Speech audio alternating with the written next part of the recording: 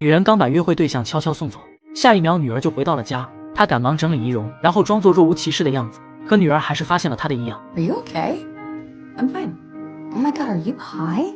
No. 女儿没有多想，转头就上了楼。然而她做梦也没想到，母亲竟会和自己最爱的明星偷偷在家里约会。原来就在几天前，恰逢周末的安妮准备去露营放松一下，没想到前夫公司突然有事，将女儿丢给了自己。无奈她只能放弃露营，和女儿一起来到音乐节现场。然而已经40岁的她实在无法适应这里吵闹的环境，于是她决定去上个厕所，顺便让自己的耳朵休息一下。看着周边全都一样的拖车，她随意找了一辆便走了进去。刚想开门，却发现里面有人。不一会儿，一个男人从里面走了出来。Hi. Hi. 尴尬的对视过后，男孩感到有些震惊和不解，因为这是公司专门配备的私人休息室，为何会有陌生人进来，而且还如此理直气壮？于是他决定找对方问个清楚。等安妮用完卫生间后，男孩表明了自己的身份，原来他是当红乐队8月月亮的主唱，这次是受邀来这里表演的。安妮听后赶忙道歉，随即便尴尬的想要离开，可麦克却叫住了他。I don't know, hang out.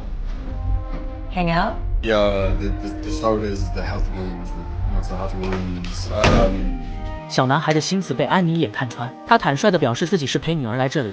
可当他不小心说出自己是个单亲妈妈时，麦克的脸上却出现一丝笑意，显然他已经对眼前的这个女人产生了兴趣。说话间，助理走了进来，他提示麦克可以准备上场了。安妮见状悄悄离开。不久后，两人在签售会上再次遇到。安妮怎么也没想到，眼前这个小伙竟然会这么美，身边无数的少女为他疯狂。这时女儿终于赶到，于是他们赶忙找乐队要了签名。再次见面，两人多了一丝默契，眼神中也多了一点暧昧。晚上演出正式开始，跟着音乐的律动，安妮彻底放开了自己。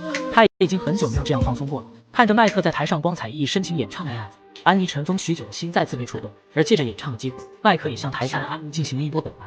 歌词中那些包含着满满深意的句子，不禁让安妮感到有些心动。此刻爱情的种子在两人的心中悄悄萌芽。隔天，安妮迎来了自己40岁的生日。虽然已经到了不惑的年纪，但她总感觉自己还没有真正长大，人生中还有很多事还未识，很多问题也还是想不明白。而面对同龄人的搭讪与怼人，她更多的是感到麻木。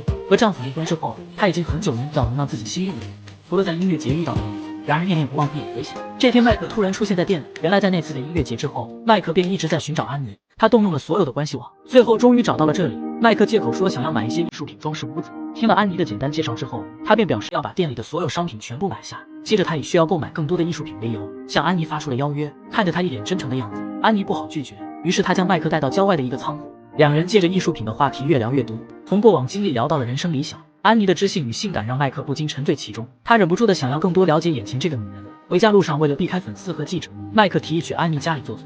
很快两人便抵达家中，一进门麦克就被这里独特的装修吸引，这让他越发的想要了解安妮的过往。于是吃饭时他主动问起安妮的情感经历，在他的坚持之下，安妮说出了内心深藏许久的秘密。原来她之所以会和丈夫离婚，是因为她发现了丈夫出轨的事实。被爱冲昏头脑的她本想原谅丈夫一次，可没想到丈夫却说自己已经爱上了别人。从那之后，安妮便不再相信爱情，她成了单亲妈妈，独自一人拉扯女儿长大。安妮的故事让麦克感到很心疼，他劝安妮看开一点，以人反义，并不是所有人都像她丈夫一样，只有放开自己才能拥抱更多的可能。麦克的话让安妮心得到了慰藉。就在两人的暧昧气氛逐渐上头时，家里的电话突然响起，趁着安妮打电话的间隙，麦克来到钢琴面前深情地弹了起来。美妙的琴声再次触动了安妮的心，两人的手不自觉地碰到了一起。这一刻，安妮终于不再掩饰内心的情感，吻向了这个比她小10几岁的男人。然而正当他们想要更进一步时，理智却将安妮拉回了现实。安妮明白自己无论是年龄还是身份，都和眼前的这个男人不合适，于是她让麦克赶紧离开。在安妮的坚持下，麦克不得不照做，但在离开前，他特意将自己的手表留下，而正是这个手表成就了他们日后的情感。目送麦克离开后，安妮终于松了一口气，没想到下一秒女儿竟回到了家，于是就有了开头那一幕。短暂的插曲过后，安妮的生活回归正常。这天，安妮送女儿参加露营后，不料晚上却突然收到麦克发来的短信。看着手机中的讯息，安妮陷入了纠结。临睡前，她再次拿起麦克遗落的手表，这一刻她决定勇敢一次。隔天晚上，安妮敲响了麦克酒店的房门。Hi. Hi. 就这样，两人度过了美妙的夜晚。第二天，麦克提议让安妮一起参加自己欧洲的巡演，可安妮却害怕麦克遭人非议。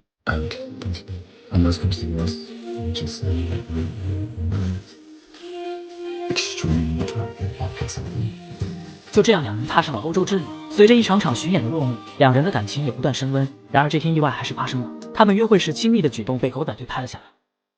女人受邀参加别墅的勇士派对，可大夏天她却把自己裹得严严实实。面对众人的疑惑，她只能谎称自己家族有皮肤癌病史，不能承受太阳的暴晒。而她之所以要这样做，是因为她今年已经40岁了。尽管年轻时的她美艳无敌，可岁月还是在她身上留下了痕迹。她也开始有了身材焦虑。安妮本可以不出席这次的聚会，但为了比自己小10几岁的男友，她也只能硬着头皮参加。然而在闲聊时，安妮却意外得知，男友麦克是个花花公子，每当遇到想要搞定的女孩，就会在台上临时改变演唱曲目，这已经成了乐队成员们撩妹的惯用伎俩，至今从未失手。当听到麦克曾用同样的招数搞定了一个33岁的女人之后，安妮再也听不下去了。她生气地回到房间，两人随即爆发了激烈的争吵。麦克承认自己换歌是故意的，但那都是为了取悦安妮。或许开始是因为新鲜感，但经过这段时间的相处，麦克深知自己已经深深地爱上了安妮。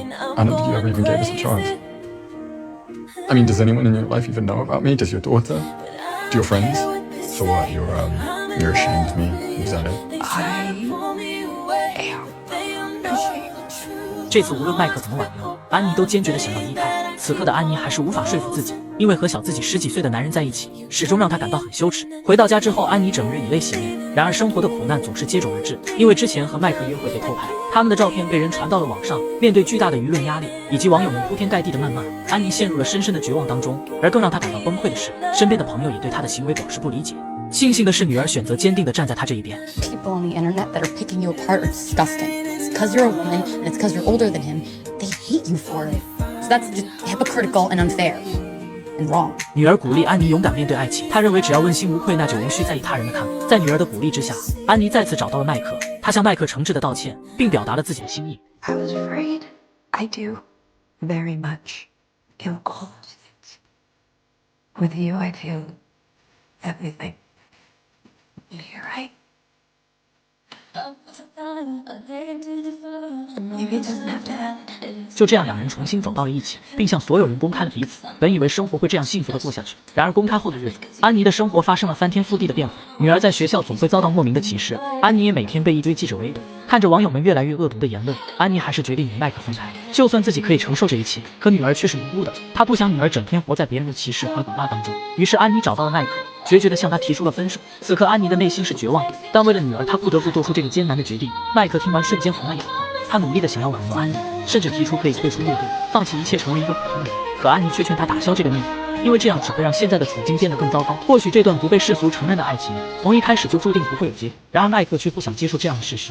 隔天，麦克再次找到了安妮，和她约定5年后相见。那时自己会努力变成一个不红的2线艺人，而安妮的女儿也已经大学毕业。等到所有人都不关注这件事之后，他们就重新在一起。临走时，麦克将自己的手表留下，就像他第一次来到这里时一样。时光飞逝，很快5年时间过去，安妮的生活恢复了平静。她每天跑步健身，良好的生活习惯让她看起来依旧年轻，完全不像是45岁的样子。另一边，麦克已经单飞转型成一个创作型歌手。5年过去，他明显沧桑了许多，也成熟了许多。因为和安妮的感情经历，使得他灵感迸发，创作出许多脍炙人口的歌曲。此时的他人气更胜同期，但他始终没有忘记与安妮的约定。